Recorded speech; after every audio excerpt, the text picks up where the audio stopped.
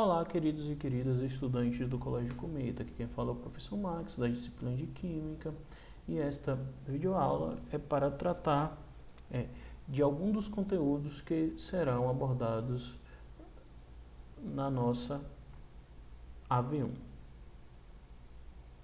Então, pessoal, quando a gente fala em soluções eletrolíticas, para compreender melhor esse conceito, é bom a gente separar em duas partes, relembrando o que é solução, mistura homogênea, e eletrolítica está relacionado a elétrons, está relacionado a carga. Tá? E é bom lembrar também que toda solução ela possui componentes que podem ser classificados como soluto, aquele componente ou aqueles componentes que estão presentes em menor quantidade, e solvente, aquele componente que está presente em maior quantidade. Então, de acordo com a teoria eletrolítica de Arrhenius, as partes que formam uma substância pode se separar em solução, conservando suas cargas elétricas opostas, ou seja, formando íons. Tá? Por meio da teoria eletrolítica de Arrhenius, sabemos que em uma solução ocorre ações entre as partículas do soluto, tá? Moléculas ou íons, e as dos solventes, em um processo conhecido como solvatação. Que é bom a gente entender que o soluto não necessariamente ele tem que ser um soluto iônico, ele pode ser um soluto molecular.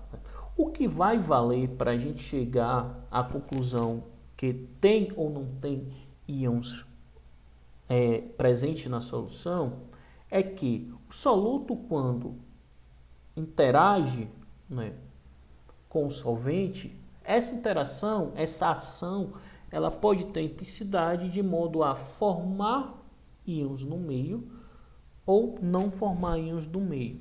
Essa formação de íons pode se dar por dois processos: processo de ionização, processo de dissociação iônica. Tá? Então, quando o soluto é dissolvido em um solvente, ações intermoleculares e até mesmo algumas ligações químicas, elas podem ser rompidas. Um desses processos de formação de íons é classificado como dissociação iônica. Tá? A dissociação iônica ela é o processo resultante da separação dos íons na presença do solvente. Tá? E se esses íons eles são separados, é porque na constituição do soluto haviam já íons de origem. Isso vai acontecer, obviamente, quando a gente tem solutos iônicos. A exemplo do cloreto de sódio. O cloreto de sódio é um soluto sólido nas condições ambientes que quando colocado em contato com a água, acontece a separação desses íons, formando, ou seja, estando disponível no meio da solução os cátions Na+, e os ânions Cl-. Outro tipo de processo de formação de íons em solução é a ionização. Esse processo de formação de íons ele decorre da interação entre as moléculas do soluto e do solvente. Como a gente está trabalhando com meio aquoso, então o solvente é a água, e a água ela é constituída por moléculas. E no caso o soluto, que vai passar pelo processo de ionização, esse soluto ele também é de origem molecular. Então, qual a conclusão que a gente pode chegar para diferenciar do tipo de formação de íons anterior? Que um acontece quando o soluto é iônico e outro acontece quando o soluto é de origem molecular. A exemplo do que acontece com o HCl.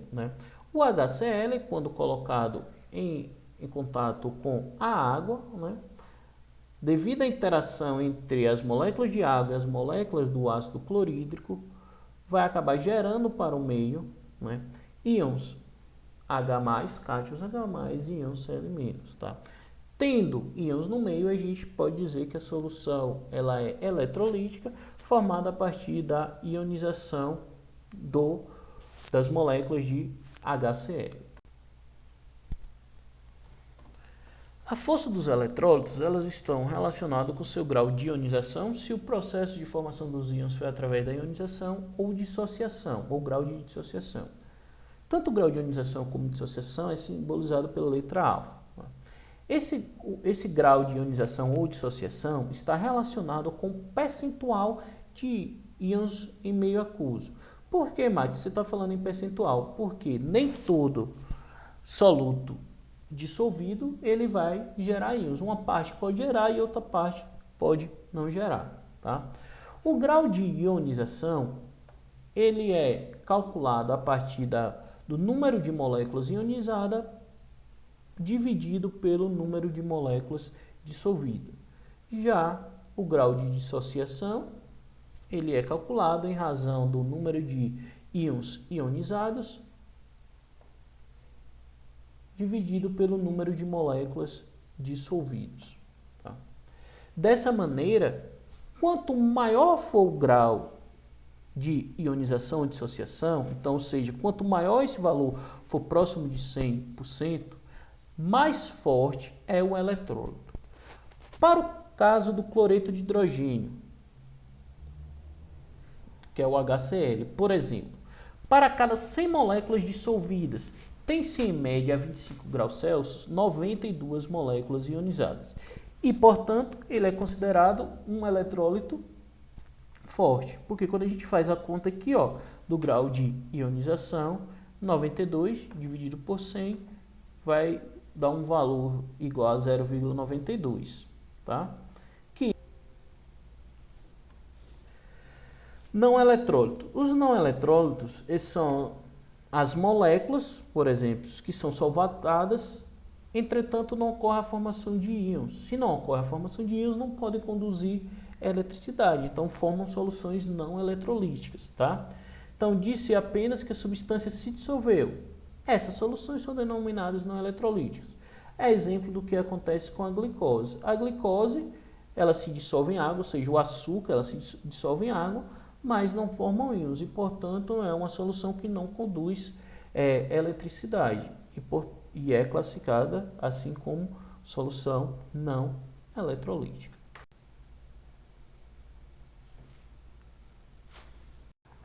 Agora falarei sobre a classificação dos ácidos. Os ácidos eles podem serem classificados em hidrácido se o ácido formado conter hidrogênio ligado a um outro elemento sem a presença do oxigênio. E eles podem ser classificados como oxoácido. Né? São os ácidos, né, que têm na sua composição a presença do oxigênio.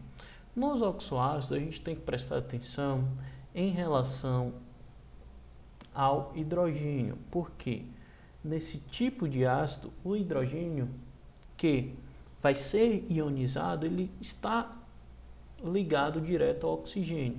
O hidrogênio que está ligado a outros elementos, eles não são ionizáveis. Então, os átomos de hidrogênio ionizáveis são aqueles ligados diretamente a um átomo de oxigênio. Como nós podemos ver nesse exemplo? Esse é um exemplo da estrutura de um ácido, onde contém 4 hidrogênios, só que 3 deles estão ligados ao carbono e um deles ligado ao oxigênio. Portanto, para essa situação, terá somente um hidrogênio ionizável, que é o hidrogênio ligado ao oxigênio. Também podemos classificar os ácidos de acordo com a quantidade de hidrogênios ionizáveis. Nesse exemplo, o ácido aí representado tem um hidrogênio ionizável. É um oxoácido, tá? Com um hidrogênio ionizável. Esse é um exemplo de um hidrácido com um hidrogênio ionizável. Quando tem somente um hidrogênio ionizável, a gente classifica o ácido como monoácido. Já quando ele tem 2 hidrogênios ionizáveis, né, e aí mais uma vez tem que ter cuidado, nem sempre todos os hidrogênios são ionizáveis. Só será ionizável os hidrogênios que estão ligados ao oxigênio. como nesse exemplo desse ácido. Tem 3 hidrogênios na composição, só que será ionizado somente 2 ionizáveis. Então aí a gente tem a classificação do ácido fosfônico como um diácido. Como a gente mostra na estrutura, nós temos 2 hidrogênios ligados ao oxigênio. E o terceiro aí, que está sublinhado de vermelho, está ligado ao fósforo. Esse não é ionizado. A outra classificação é de triácido. Triácido quer dizer que tem 3 hidrogênios ionizados. A exemplo do ácido fosfórico. Ácido fosfórico apresenta 3 hidrogênios ionizáveis e é classificado como triácido. Tá? Veja na estrutura que os 3 hidrogênios estão ligados ao oxigênio. Outra forma de classificar os ácidos, né, é em relação à sua força, né, que está ligado ao grau de ionização, ao alfa. Né. Quanto maior for o grau de ionização de um ácido, mais forte o ácido será. Tá? A exemplo do ácido clorídrico e do ácido acético.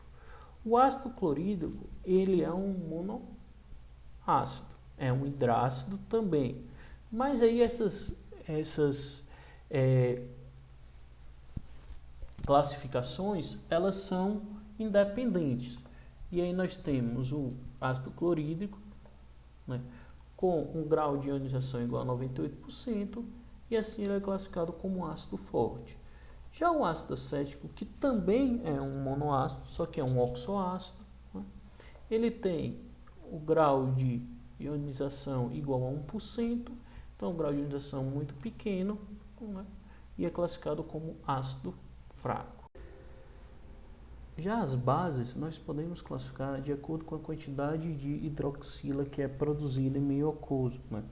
Se para cada mol de uma substância é produzido 1 mol de hidroxila, nós classificamos, né, a base como monobase. Se para cada mol de uma determinada substância for produzido 2 mol de hidroxila, nós classificamos como dibase. E se cada mol de uma determinada substância for produzido 3 mols de hidroxila, a gente classifica como tribase. A outra questão que nós podemos observar em relação às bases é sua solubilidade em meio aquoso. Nós temos bases solúveis, que são as bases que têm na composição metais alcalinos, metais alcalino e amônio. Tá? A exemplo do hidróxido de sódio, hidróxido de lítio, hidróxido de amônio. Bases que são solúveis, mas são pouco solúveis, são elas as bases que têm metais alcalinos terrosos na sua composição, com exceção do hidróxido de magnésio. A exemplo do hidróxido de cálcio e hidróxido de bário.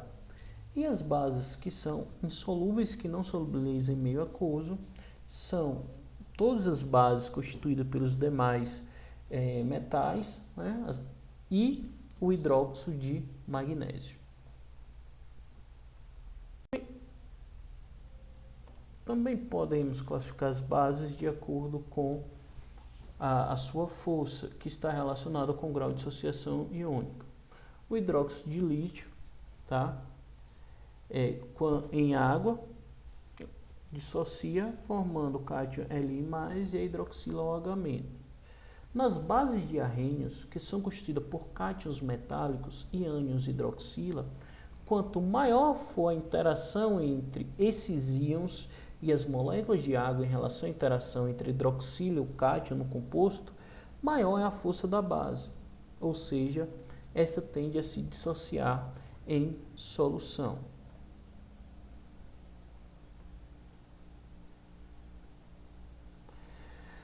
Grau de dissociação igual a 100%, essa base é classificada como forte. Há exemplos das bases fortes, hidróxido de alcalinos e alcalinos terrosos. Tá? Com o grau de dissociação inferior a 5%, nós temos as demais bases.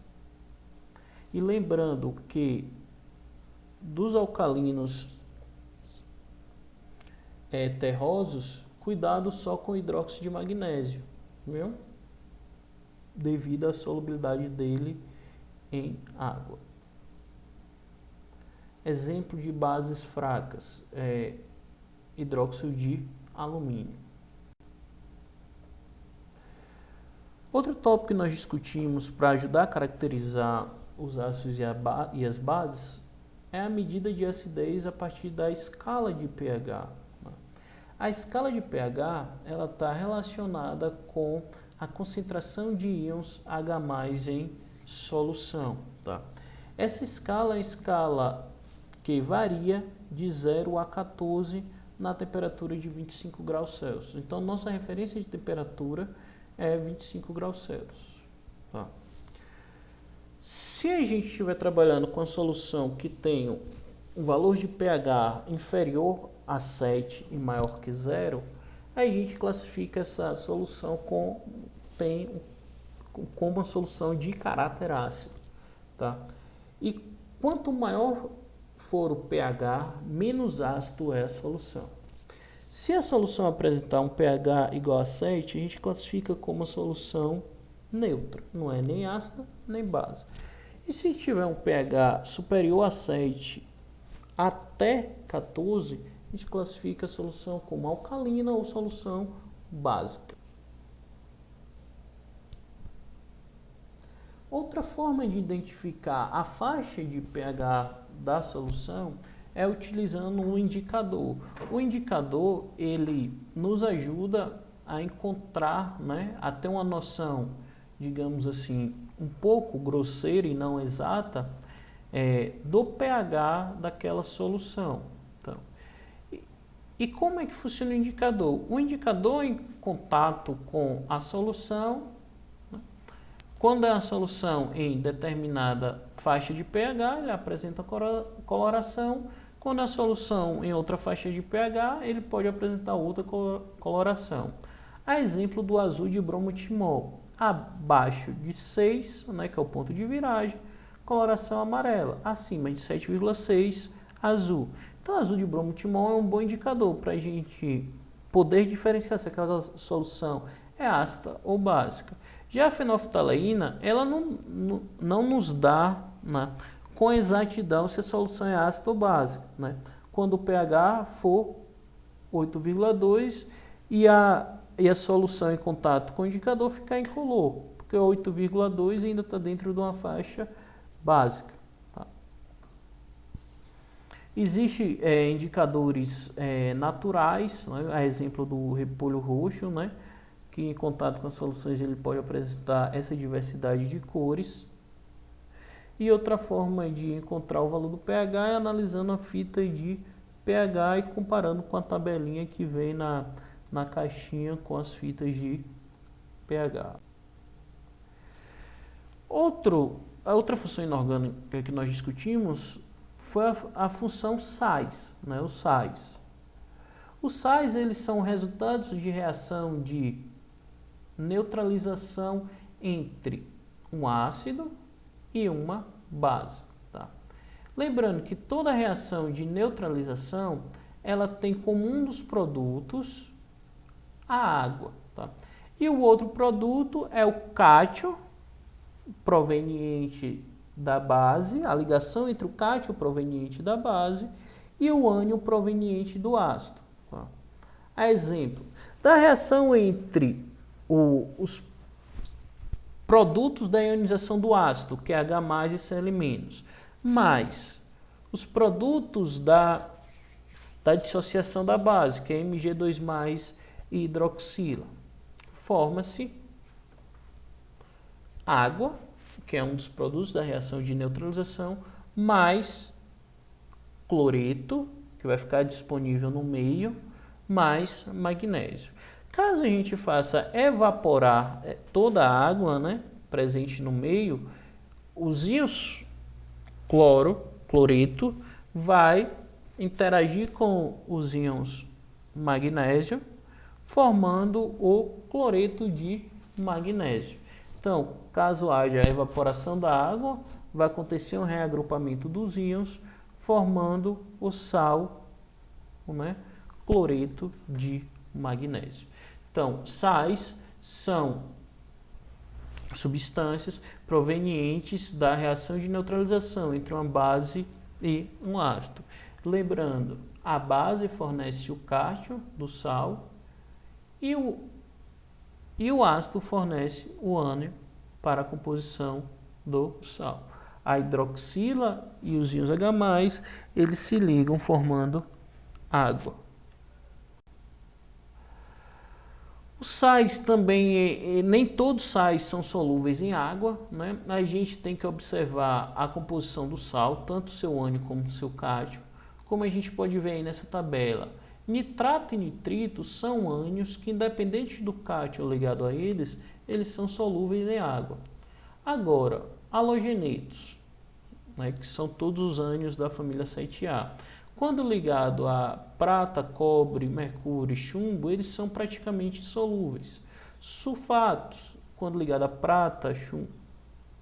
prata, mercúrio e chumbo, eles são praticamente solúveis. Já os sulfetos, acontece o inverso. O sulfeto, quando ligado a um A2A e o ânion amônio, ele se torna um sal solúvel. Então, sal que tem como ânion sulfeto, ele só é solúvel quando ligado a cátions provenientes da família 1, 2A e amônio. Acetato, quando ligado a prata e mercúrio, é praticamente solúvel. E qualquer outro ânion, quando ligado à família 1A, a um cátion da família 1A ou a um amônio, torna-se um sal solúvel.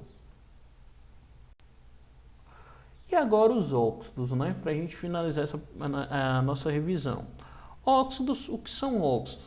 Óxidos são compostos binários. Entendem-se como binários compostos formados por elementos de dois tipos, tá? A quantidade de átomos não importa, pode ser 2 átomos, 3, 4, desde que essa composição seja constituída por elementos de dois tipos, né? Os óxidos, um desses elementos com certeza tem que ser o oxigênio, né? E um outro elemento é qualquer outro que seja menos eletronegativo que o oxigênio. Exemplo, o CO, composto binário, o carbono é menos eletronegativo que o oxigênio, então o composto é um óxido. OF2 não é um óxido, por quê? Porque é um composto binário, mas o flúor ele é mais eletronegativo do que o oxigênio. Então isso não, dentro da teoria da definição de óxido, não o faz como óxido, né? Não faz ser classificado como óxido. Na2O é um óxido porque o sódio é um composto binário, o sódio é menos eletronegativo do que o oxigênio. O SO3, pelas mesmas razões, composto binário, enxofre menos eletronegativo do que o oxigênio. O MgO, composto binário, e o magnésio é menos eletronegativo do que o oxigênio, tá? E aí a gente também tem as classificações para os óxidos, né? Os óxidos não dá para definir ele somente como iônico, somente como molecular. Vocês podem ver aí nos exemplos que eu dei, tem oxigênio ligado a um metal e oxigênio ligado a não metal. Se o oxigênio está ligado a um não metal e oxigênio é um elemento não metálico, a gente tem aí ligações do tipo molecular ou covalente, por isso a gente classifica o óxido como molecular. A exemplo do CO e do SO3. Agora, quando o oxigênio está ligado a um metal, né, a gente tem aí uma ligação entre metal e não metal, então óxido iônico. Exemplo do Na2O e do MgO, óxido iônico. Outra forma de classificar os óxidos é em relação ao seu caráter, seja ácido ou básico. Os óxidos ácidos, eles são óxidos que em solução aquosa apresentam caráter ácidos. A exemplo do dióxido de enxofre, porque ao reagir com a água, vai produzir o ácido sulfuroso, e o ácido sulfuroso ionizando em água, aumenta a concentração de íons H+. O SO3, que é o trióxido de enxofre, quando reage com água, produz o ácido sulfúrico. O ácido sulfúrico, quando ionizado, aumenta a concentração de H+, fazendo com que esse óxido seja classificado como ácido. Tá? Os óxidos ácidos, eles são óxidos moleculares. Tá? Tome só cuidado, nem todo óxido molecular é um óxido ácido. Óxidos básicos, eles são formados por metais alcalinos ou alcalinos terrosos. Tem caráter básico, tá? De acordo com o conceito de Arrhenius. Por quê? O óxido básico, ao reagir com a água, aumenta a concentração de hidroxila. A exemplo do óxido de carbono, óxido de cálcio, ao reagir com a água, formando o cátion cálcio mais a hidroxila. Então, a gente tem aí a representação do hidróxido dissociado em água. O óxido de sódio, quando interage com a água, produz o hidróxido de sódio. Na equação está representado o hidróxido de sódio dissociado. Tá? Os óxidos básicos são óxidos iônicos. Tome cuidado, não estou dizendo que todo óxido iônico é básico. Tá? Além disso, os óxidos eles podem participar de reações de neutralização. A exemplo do óxido básico, quando reage com ácido sulfúrico, forma o quê? Um sal mais água, que na equação mostra a formação do sulfato de cálcio. Os óxidos eles também têm caráter anfótero. O que é caráter anfótero? Ora, ele pode ter comportamento básico, ora ele pode ter comportamento ácido.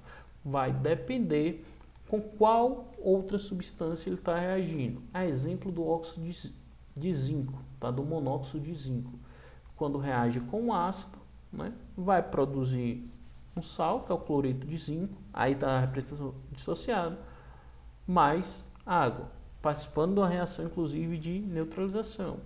E aí, nesse caso, o óxido de zinco ele tem caráter básico, né, pelo fato de reagir com ácido, formar água e produzir um sal, que mais uma vez, aí na demonstração, ele está, na equação, está mostrando o sal dissociado, os íons e os cátions e os ânions do sal.